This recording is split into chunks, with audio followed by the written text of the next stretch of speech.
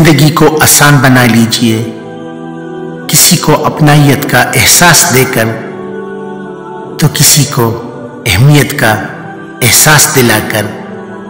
کسی سے محبت کر کے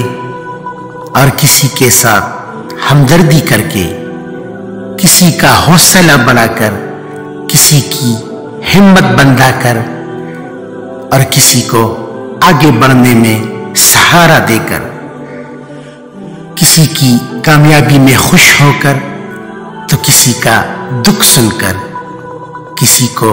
دعا دے کر تو کسی سے دور ہو کر، کسی سے پاس ہو کر تو کسی کو چھوڑ کر، ہر کسی کو مسکراہٹ دے کر اور کسی کے آنسو پونچھ کر، جو دیں گے وہ پلٹ کر آپ کے پاس ایک نہ ایک دن ضرور آئے گا، تو کچھ ایسا دیجئے اور بانٹیے کہ جب وہ آپ کے پاس لوٹ کر آئے تو ندامت اور پچھتاوا نہ ہو۔ جہاں پھولوں کو کھلنا تھا وہیں کھلتے تو اچھا تھا، تمہیں کو ہم نے چاہا تھا، تمہیں ملتے تو اچھا تھا۔